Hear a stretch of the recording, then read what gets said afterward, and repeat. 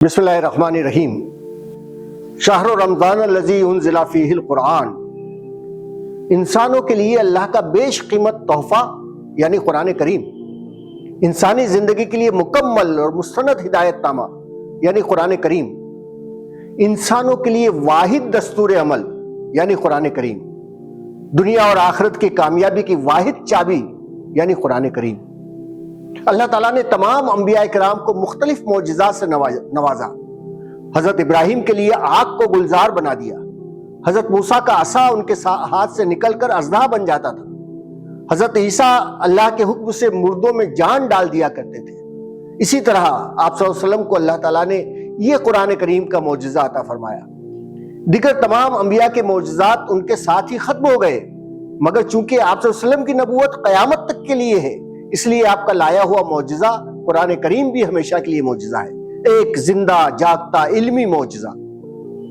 اس قرآن نے چند سالوں میں انسانیت کی کایا پلٹ کر دی، اسے انسانیت کو اس کے اعلیٰ مقام تک پہنچا دیا، انسانوں کے ظاہر اور باطن دونوں کو اپنی بنیادوں سے تبدیل کر دیا، انسان کے وقار کو عظمت کی بلندی تک پہنچا دیا۔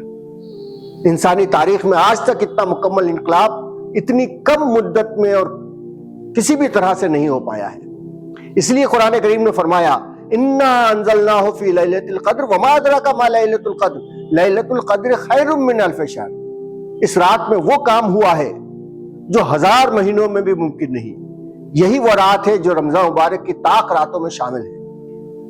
مگر افسوس، ہم نے اس قرآن سے تعلق توڑ لیا، گھر کی سب سے اونچی الماری پہ اسے سجا لیا، مہینوں اسے ہاتھ لگانے کی نوبت تک نہیں آتی، قسمیں کھانے یا قول و قرار کے لیے اس کا استعمال کیا، گھر اور دکان کی برکتوں کے لیے اسے پڑھ لیا، یا جسمانی بیماریوں کے علاج کے لیے اسے تعویذ بنا لیا، زیادہ زیادہ ناظرہ پڑھ لیا، مگر کبھی سمجھنے کی کوشش نہیں کی کہ یہ ہماری زندگی میں کیا اور کس طرح کی تبدیلی چاہتا ہے۔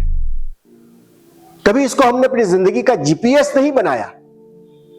قرآن کریم تو کتاب ہدایت ہے، ہمارے تمام مسائل کا حل، یہ تو کتاب انقلاب ہے، ہمارے ظاہر و باطن میں اور سماج دنیا میں انقلاب برپا کر دینے والی کتاب، یہ کتاب تحریک ہے، انسانوں کو حرکت میں لا کر کھڑا کر دینے والی کتاب، یہ تو کتاب وحدت ہے، امت کو متحد کر دینے والی کتاب۔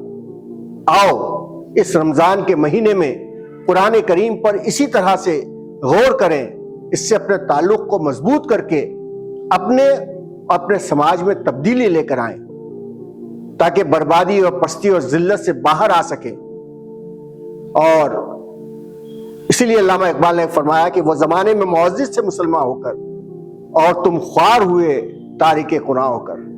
آئیے قرآن کا حق ادا کریں۔